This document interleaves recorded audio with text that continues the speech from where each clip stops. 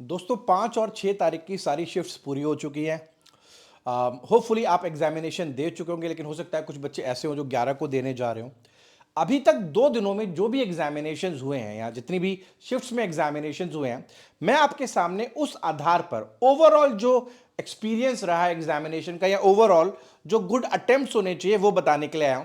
मेरा परसेप्शन क्या कहता है कि एग्जामिनेशन में जो मैं एक्सपेक्टेड कट ऑफ तो नहीं कहूंगा क्योंकि एग्जामिनेशन अभी 11 को होने वाला है, लेकिन अभी तक जो भी हम एसबीआई क्लर्क एग्जामिनेशन में एक्सपीरियंस कर चुके हैं उसके आधार पर गुड अटेम्प्ट्स क्या होने चाहिए, और उसके लिए मैंने बढ़िया तरीके से एक बार रिसर्च किया है सारी शिफ्ट्स को लेकर, जो मैं आपको बताने जा रहा हूं। फटाफट से एक बार आप सभी से रिक्वेस्ट है, वीडियो को लाइक कर दीजिएगा और अगर आपको यह एनालिसिस पसंद आए तो कमेंट सेक्शन में भी मुझे जरूर बताइएगा। चलिए शुरुआत करते हैं। देखिए, यहां पर अगर आप देखेंगे तो मैंने shift 1, shift 2, shift 3, shift 4 day wise लगा रखा है। यह हमारा कल का है 5th ऑफ जनवरी को जो हमारे एग्जाम्स हुए, और ये जो है 6th ऑफ जनवरी को जो मतलब आज हमारे एग्जाम्स हुए हैं उसके आधार पर देखिए, अगर आपने कल एग्जामिनेशन दिया था तो आपको पता होगा कि जो हमारा पहला, दूसरा और तीसरा शिफ्ट था वो इजी टू मॉडरेट था, ऑलमोस्ट एक जैसा ही था, बहुत ज्यादा डिफरेंस नहीं था। हाँ, एक दो सवालों का डिफरेंस हो सकता है, बट अगर हम देखें ऑन एन एवरेज तो ऑलमोस्ट पहला शिफ्ट, दूसरा शिफ्ट और तीसरा शिफ्ट सेम लेवल के ही क्वेश्चंस जो है वो लेकर आया था।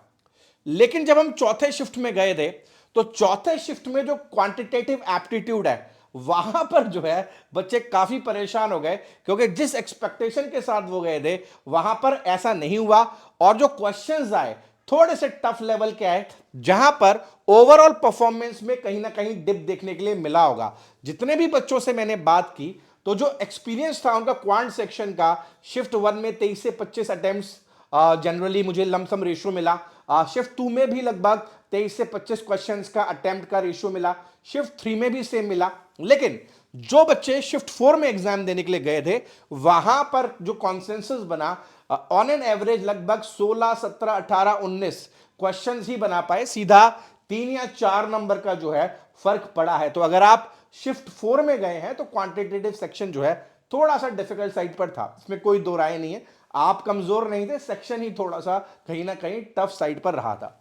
बाकी सेक्शंस की अगर हम बात करें तो इंग्लिश जो है वो होल सोल सेम ही पैटर्न पर देखा गया।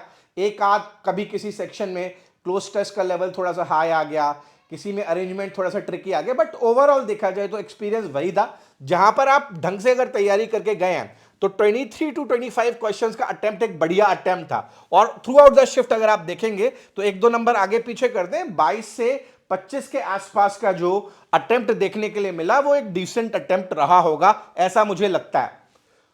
रीजनिंग की बात करें तो 28 से 31 जो है कल के शिफ्ट में इवनिंग में, 29 से 32, 27 से 30, 29 से 32, तो ये भी ऑलमोस्ट एक तरीके से सिमेट्रिक ही रहा और सेम तरीके का जो है रिस्पांस हमें अलग अलग शिफ्ट से मिला। तो अगर आप 30-31 अटेम्प्ट्स कर कर आए हैं रीजनिंग में कल के शिफ्ट में तो आई थिंक बढ़िया ठीक ठाक अटेम्प्ट आपने किया है। वहीं अगर हम आज की बात करें तो इंग्लिश जो था वो कल की तरह ही था, पूरा पैटर्न जो पूछा गया था वही था। English easy to moderate level के हमें क्वेश्चंस देखने के लिए मिले। 23 से 25 का अटेम्प्ट पहली शिफ्ट में, 23 से 25 का अटेम्प्ट दूसरी शिफ्ट में, 23 से 25 का अटेम्प्ट तीसरी शिफ्ट में, और चौथे शिफ्ट में भी 23 से 25 का attempt I think decent attempt रहा। क्वांटिटेटिव एप्टीट्यूड की बात करें तो 23 से 25 पहले में, 23 से 25 दूसरे में, 23 से 25 तीसरे में, और जो जितना भी अभी तक चौथे शिफ्ट का परव्यू मिल रहा है उसमें भी जो है पेपर जो है उसने शॉक नहीं किया, उसी तरीके का पेपर जो है हमें देखने के लिए मिला। तो कंसिस्टेंटली अगर दिया है तो 22 से 24-25 नंबर जो है चौथी शिफ्ट के एग्जामिनेशन में भी आ सकते हैं। तो ओवरऑल देखा जाए तो जो क्वांट और इंग्लिश का सेक्शन है वो सेम ही ढांचे पर जो है वो बना हुआ था। और रीजनिंग की बात करें, यहां पर रीजनिंग छुपा हुआ है लेकिन मैं बता दूं, 30 से 32 अटेम्प्ट्स, 29 से 31 अटेम्प्ट्स, 29 से 32 अटेम्प्ट्स और 29 से 32 अटेम्प्ट्स, मतलब वही लमसम ऑन एन एवरेज अगर आपने 30-31 अटेम्प्ट्स किए थे तो मतलब आपके गुड नंबर ऑफ अटेम्प्ट्स जो है वो माने जाएंगे इस पर्टिकुलर सेक्शन में। तो ओवरऑल अगर मैं एक्सपीरियंस की बात करूं जो इस बार 5 और 6 तारीख को हमने एसबीआई क्लर्क का एग्जाम दिया उसके बाद हुआ है, ये बहुत कुछ मिलता जुलता है पिछले साल के एक्सपीरियंस से। और पिछले साल जिस तरह की वैकेंसीज थी इस बार हमें वैकेंसीज भी ज्यादा देखने के लिए मिली हैं।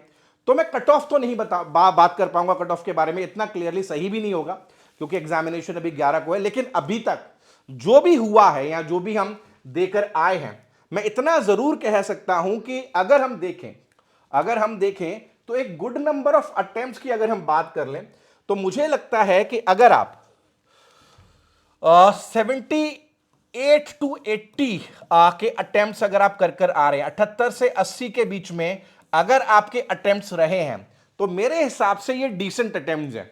78 से 80 हायर साइड पर है, 79 80 है तो बहुत ही अच्छी बात है। लेकिन 78 टू 80 अटेम्प्ट्स जो है मेरे ख्याल से सेफ जोन है। क्या है? सेफ जोन है, इसमें हम प्ले कर सकते हैं। और अगर आप इस तरीके से अटेम्प्ट कर आए हैं तो आपने बहुत डिसेंटली एग्जामिनेशन को किया है और बिना और किसी एनालिसिस में पड़े आपको मेंस एग्जामिनेशन की तैयारी जो है शुरू कर देनी चाहिए। बहुत लिमिटेड टाइम है और बहुत फोकस करना पड़ेगा, आपके पास अच्छा कंपटीशन मिलेगा वहां पर, तो आप जो है तैयारी शुरू कर सकते हैं। बाकी जो कट ऑफ रहेगा उसको लेकर डिटेल्ड एनालिसिस जो है, क्या एक्सपेक्टेड कट ऑफ हो सकता है, वो एनालिसिस 11 के एग्जामिनेशन के बाद मैं आपके सामने लेकर आऊंगा। राइट, पिछले साल या उससे पिछले साल जब भी मैंने ऐसे सेशंस लगाए हैं और प्रेडिक्ट किया है तो मोस्ट प्रोबेबली हमेशा जो नंबर्स आए हैं वो उसी के आसपास ही आए हैं। जब फाइनल रिजल्ट आया है, जब प्री का रिजल्ट अनाउंस हुआ है, तो होपफुली आशा करता हूं कि उसी तरीके का एनालिसिस मैं आपको भी दे पाऊं। इसके अलावा अगर आप इंग्लिश पढ़ना चाहते हैं और किसी वजह से आप उस लेवल पर नहीं पहुंचे हैं जिस लेवल पर आपको होना चाहिए, या जो ये नंबर मैं बता रहा हूं इससे कहीं आप पीछे रह रहे हैं, तो आपके पास बेहतरीन मौका है 2024 में अपनी इंग्लिश को बेटर करने का। यहां पर मैं आपके लिए कंप्लीट इंग्लिश का बैच लेकर आ रहा हूं। ये बैच जो है 29 तारीख से शुरू होगा आईबीपीएस का कैलेंडर आने के बाद। और यहां पर सबसे अच्छी बात यह है कि आज तक कभी इतिहास में ऐसा नहीं हुआ।